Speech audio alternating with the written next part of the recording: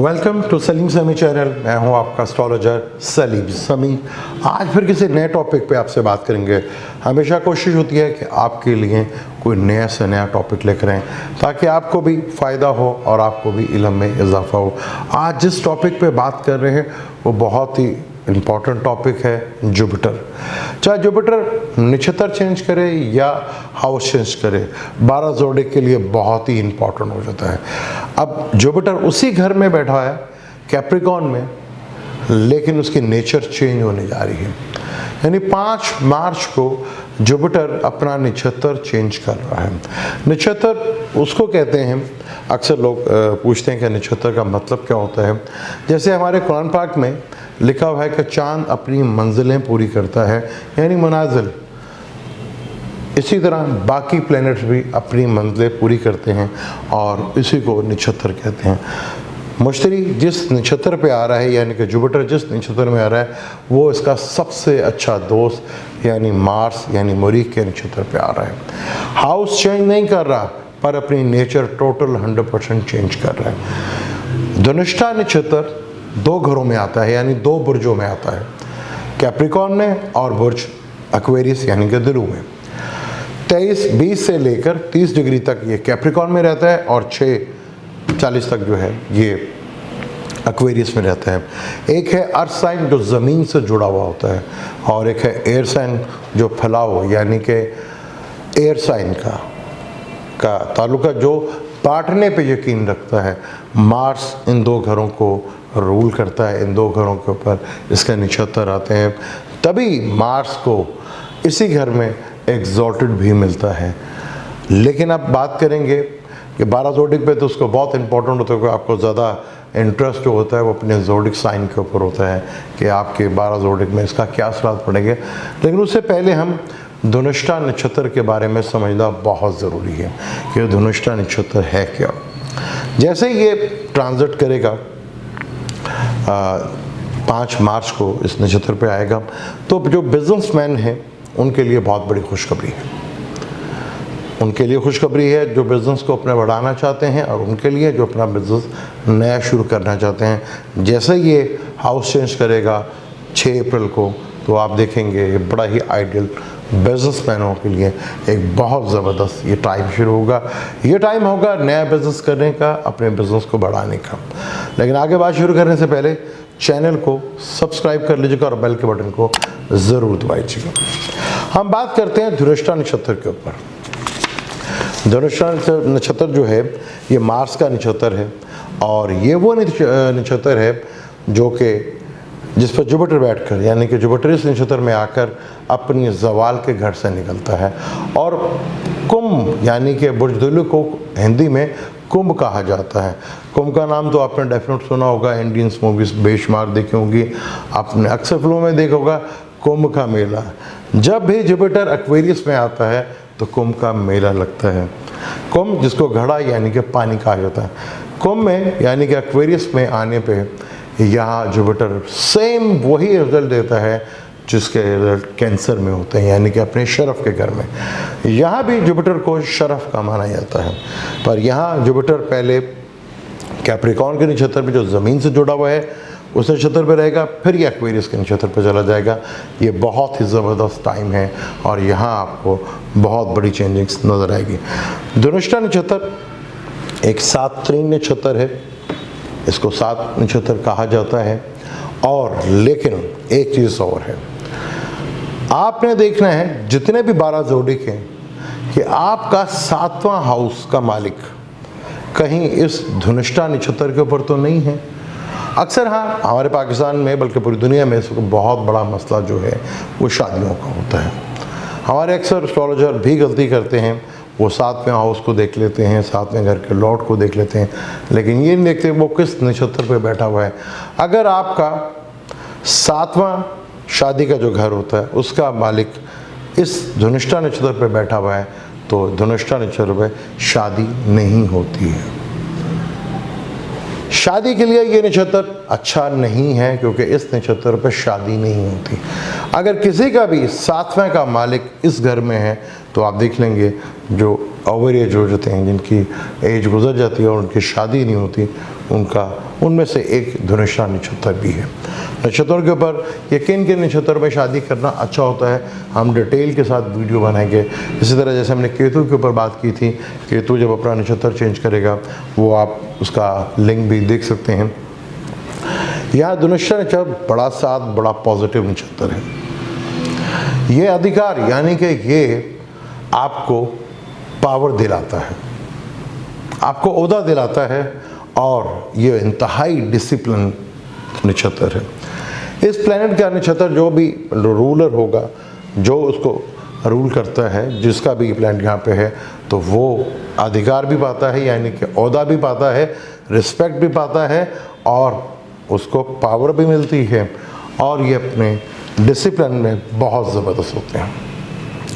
ये जिस जगह खड़े हो जाएं वहाँ से जो मर्ज़ी कर लें, ये हिलते नहीं हैं। आप अगर पाकिस्तान की सियासत को थोड़ा सा समझने की कोशिश करेंगे तो ये नक्षत्र को समझने में बहुत ज़्यादा आसानी आपको हो जाएगी। इस नक्षत्र में बहुत सी खूबी होती हैं।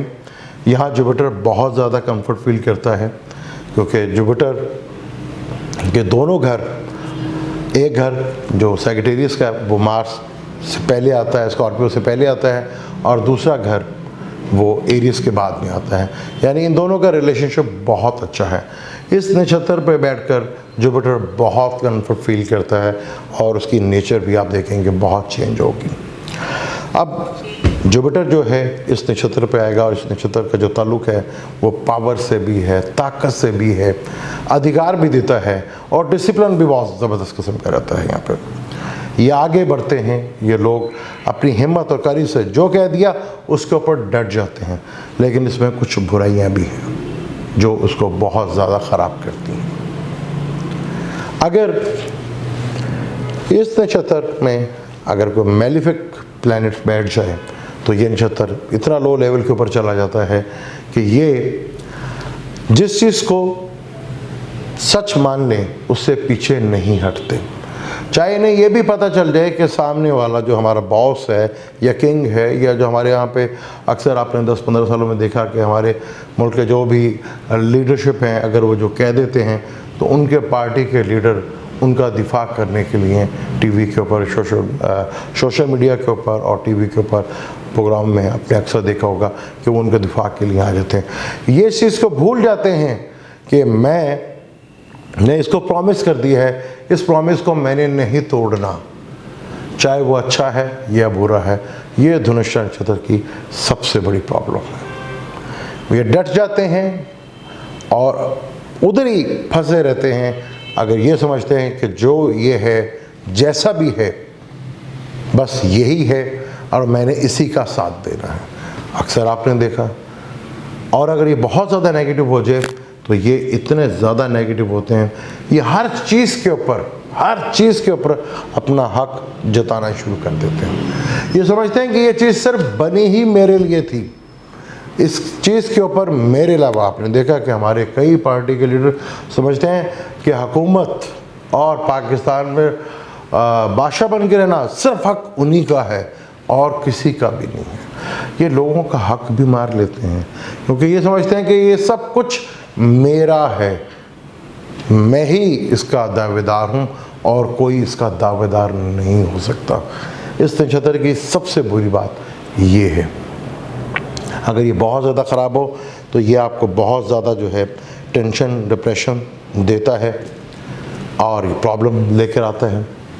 और अगर ये कैप्रिकॉर्न में रहेगा भी, तो जब ये कैप्रिकॉर्न में रहेगा तो ज़मीन से जुड़े हुए होते हैं, यानी कि ज़्यादातर आप देखेंगे ये लोग प्रोफेशनलिज्म होंगे, बिज़नेस करेंगे तो ज़्यादातर इनका अपना मफाद होगा, ये अपनी चीज़ों को लेकर ज़्यादा चलेंगे अपना।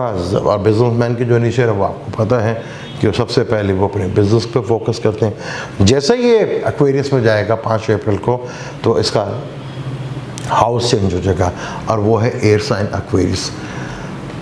वो उसका ताल्लुक स्काई से है, आसमान से है, आकाश से है, और उसका काम है फैलाना।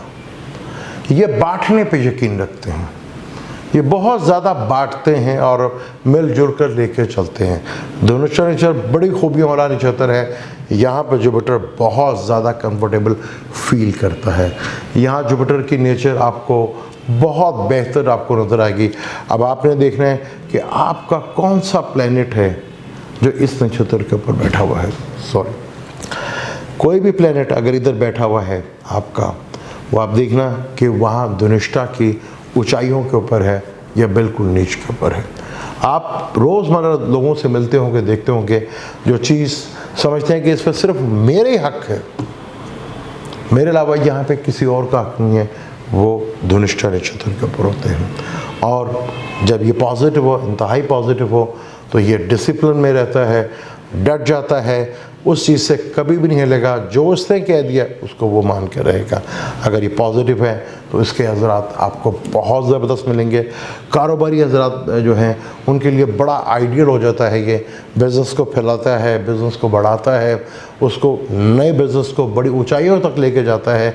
और ये वो टाइम होता है कि जब धनुषा अच्छा हो और यहाँ पे अगर नए बिज़नेस करना चाह रहे हों और जुपिटर भी बैठा हो यहाँ पर, जुपिटर खुद एक फैलाव का कारक है, तो ये आपके बिज़नेस को बड़े लेवल्स के ऊपर लेके जाता है। इनमें सबसे पहले मैंने आपको बता दी कि सबसे बड़ी प्रॉब्लम जो है कि ये लोग अगर इस नक्षत्र में शादी नहीं होती, अगर किसी का 7वां हाउस है और वो इस नक्षत्र पे बैठा हुआ है, वो शादी में प्रॉब्लम में रहेगा। अब आपने देखना है कि जिनकी शादियां डिले हो रही हैं या जिनकी शादी हो नहीं रही, शादी का मालिक भी उधर ही बैठा हुआ है, 7वां घर भी अच्छा है, पर फिर भी शादी नहीं हो रही, तो ये अब आपका काम है कि आप या तो अपने चार्ट को खुद पढ़ सकते हैं तो पढ़ें, अच्छे एस्ट्रोलॉजर से अपने चार्ट को रीड करवाएं कि आपका 7वें का मालिक धनुष्टा नक्षत्र पे तो नहीं, या जो और ऐसे हैं जिन पे शादी नहीं होती, वो कौन से नक्षत्र हैं जिनमें धनुष्टा नक्षत्र जो है शादी नहीं करवाता। धनुष्टा का मतलब होता है धन, यानी कि पैसा और आर्ट। यानी यहाँ पर मार्स और सैटर्न का दोनों का बड़ा कॉम्बिनेशन है। मार्स का नक्षत्र है और दोनों घर सैटर्न के हैं, यानी यहाँ सैटर्न और मार्स का बहुत खूबसूरत मिलाप है। अक्सर जिनके बर्थ चार्ट पे मार्स सैटर्न कंजक्शंस हो या ऑपोजिशंस हो या एक दूसरे को देखते हो, आप देखेंगे हमेशा उस टाइम पर जब भी मार्स या सैटर्न का कंजक्शन या ऑपोजिशन हो तो उनके फाइनेंशियली मैटर्स बहुत ज़बरदस्त होते हैं, क्योंकि मार्स काल पुरुष कुंडली में पहला घर है, यानी कि लगन या शरीर है, और 10वां घर सैटर्न का और 11वां घर भी सैटर्न का जो बिजनेस का घर है और लाभ का घर है। यानी इन दोनों का लिंक बहुत चौली दामन का साथ है। या मार्स को वो घर मिले हैं, वो नक्षत्र मिले हैं जो सैटर्न के घर हैं, यानी कि कैप्रिकॉन और एक्वेरियस, जो एक अर्थ साइन है और एक्वेरियस है।